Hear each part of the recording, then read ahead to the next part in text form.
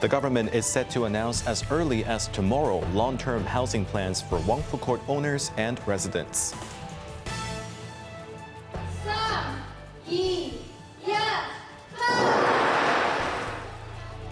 The Hang Seng Index is down nearly 300 points on the first trading day of the Year of the Horse. And Japanese Prime Minister Sanae Takaichi pledges to make Japan strong and prosperous, while warning of Chinese coercion.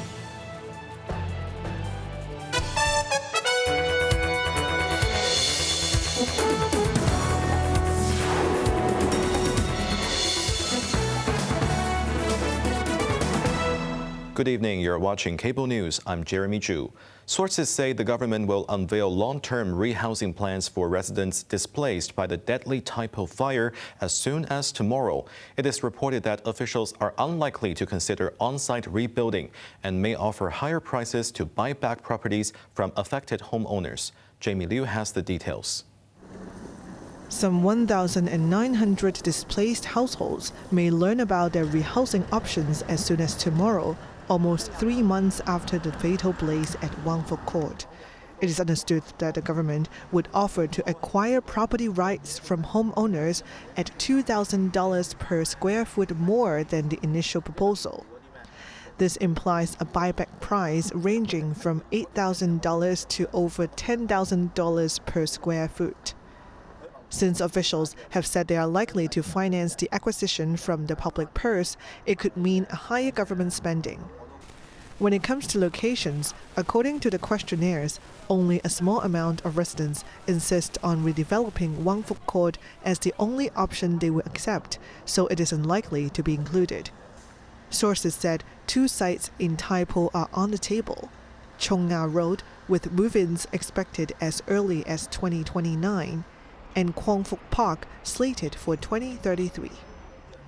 As for the unscathed Wang Chi Court, it will not be included in the acquisition due to legal issues and respect for the right of private property ownership. However, it is understood that the government will allow Wang Chi Court residents to choose other rehousing options, including a flat-for-flat arrangement in which owners directly swap for a new subsidized flat of similar value without having to pay the price difference. Jamie Liu, Cable News.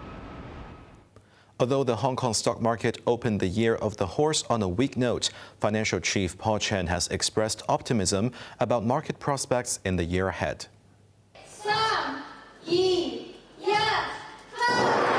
The ceremonial gong marked the start of trading for the Year of the Horse, witnessed by Financial Secretary Paul Chen and Deputy Director of the Liaison Office Zhang Yong.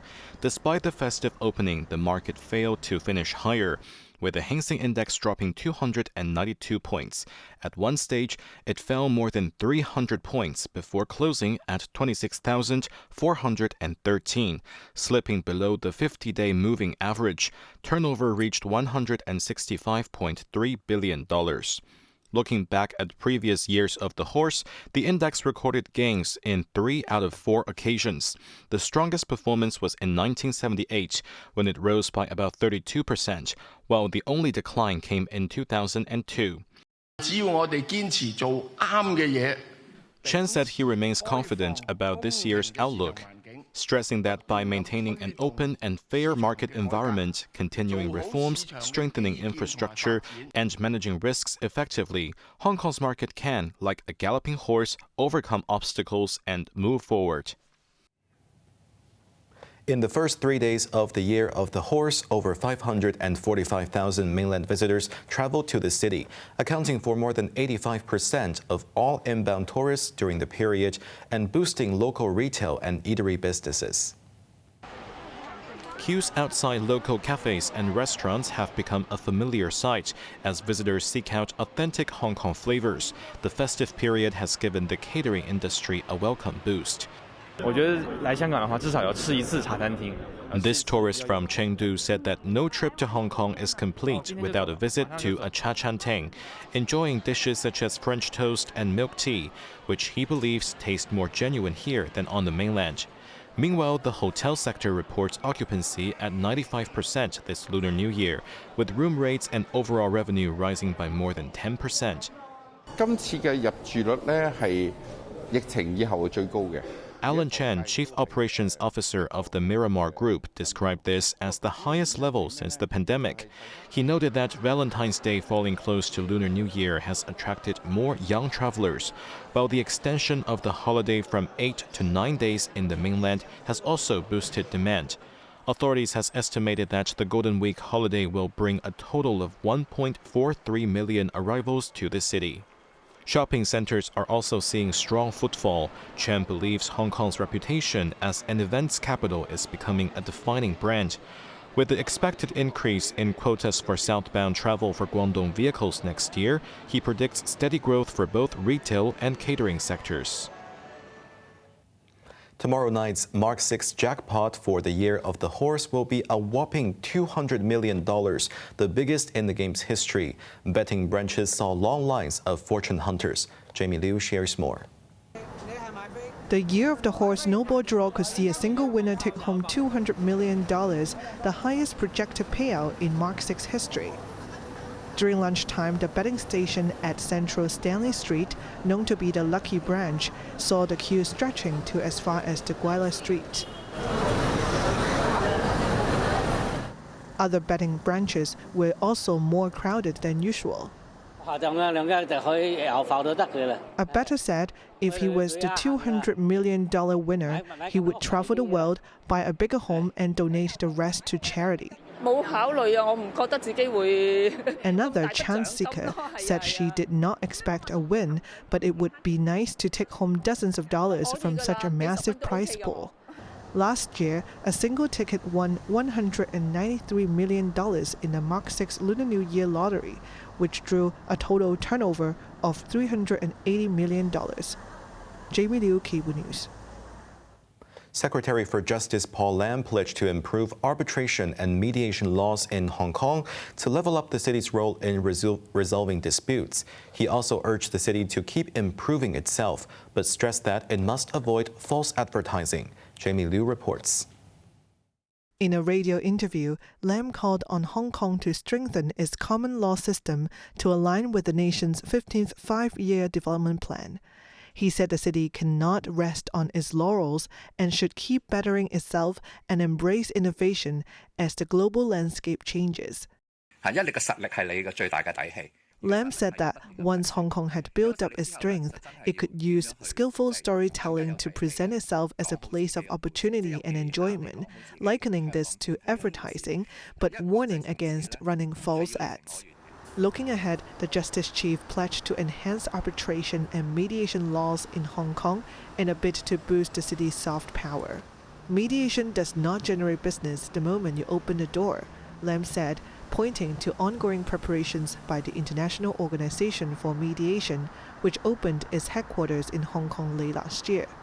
He said mediation is an approach to show others that the city offers international and top-quality dispute resolution services. Jamie Liu, Cable News. Japanese Prime Minister Sanae Takaichi delivered her first policy speech since being re-elected, pledging major policy shifts to make Japan stronger and more prosperous, as well as boosting defense capabilities to address security challenges. Anna Chen has the story. During the special debt session this afternoon, Takaichi expressed her willingness to cooperate with the opposition in realizing policies, despite her ruling party's historic landslide victory in the February 8th January election. She also vowed to speed up discussions on a 2-year suspension of the 8% consumption tax on food and beverage items. A conservative with hawkish security views, Takaichi also said she expects a deeper public debate on amending the war-renouncing constitution. As for diplomacy, Takaichi said she will visit the United States next month, if possible, to further strengthen the relationship of trust with U.S. President Donald Trump. Regarding China, she reiterated Japan's commitment to building constructive and stable ties amid bilateral tensions sparked by her remarks in November that an attack on Taiwan could prompt an intervention by Japan's defense forces. Takaichi warned that Japan is facing the most severe and complex security environment for the post-war era, pointing to China's intensifying military activities, promising to update 3 key security and defense policy documents this year and strategically evolved Japan's free and open Indo-Pacific vision. With Japan highly reliant on rare earth imports from China, Tokyo intends to reconstruct supply chains not dependent on specific countries and ramp up collaboration with like-minded partners, she added. Anna Chen, Cable News. U.S. President Donald Trump's Board of Peace convened for its inaugural meeting as 9 members and the U.S. pledged a total of $17 billion in Gaza relief. In addition, the soccer governing body FIFA decided to chip in to rebuild the war-torn Gaza. Anna Chen again reports. The inaugural meeting of the Board of Peace that aims to reconstruct and reshape Gaza convened in Washington on Thursday with representatives from more than 40 countries. However, some U.S. allies, including the UK, France and Canada, turned down membership on the board. Almost everybody's accepted, and the ones that haven't will be. Some are playing a little cute. It doesn't work. You can't play cute with me. Trump announced Washington would contribute $10 billion to the Board of Peace, while 9 other nations such as Bahrain, Qatar and Saudi Arabia had pledged more than $7 billion toward a Gaza relief package. The board was initiated as part of Trump's peace plan in Gaza. Many world leaders and diplomats have been worried that it was an attempt to eclipse the United Nations Security Council. Trump sought to assuage those concerns. But we will take care of a lot of things, and we'll work again with the United Nations and bring it back to health. It needs help. It's got tremendous potential, but it needs a lot of help. During the meeting, an unusual pledge came from FIFA President Gianni Infantino with an AI-generated video. Together, FIFA and the Board of Peace will build outlining a new plan to spend $15 million for a national football stadium in Gaza, in addition to a FIFA academy at a cost of $15 million, as well as 50 FIFA arena mini pitches. We don't have to just rebuild houses or schools or hospitals or roads. We also have to rebuild and build people, emotion, hope and trust. And this is what football, my sport, is about. Anna Chen, Cable News.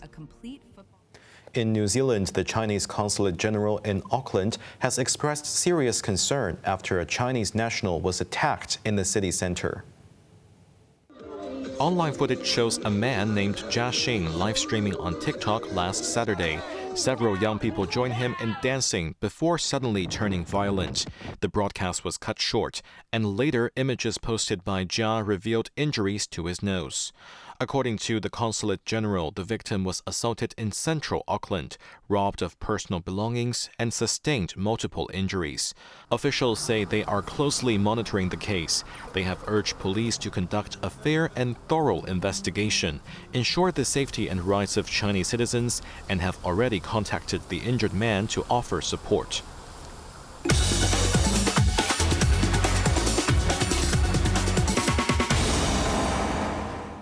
Hong Kong's latest unemployment figures have come in higher than expected. Between November and January, the jobless rate edged up by 0.1 percentage point to 3.9%. The number of unemployed reached 138,000, while the underemployment rate held steady at 1.7%.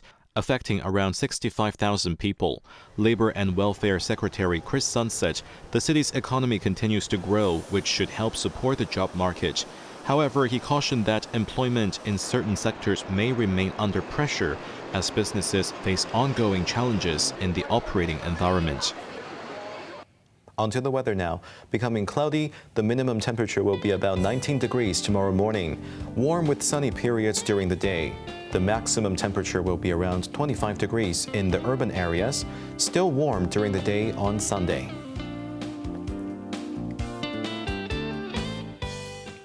Before we go, let's take a look at the vibrant Lunar New Year celebrations in Hong Kong that ushered in the Year of the Horse.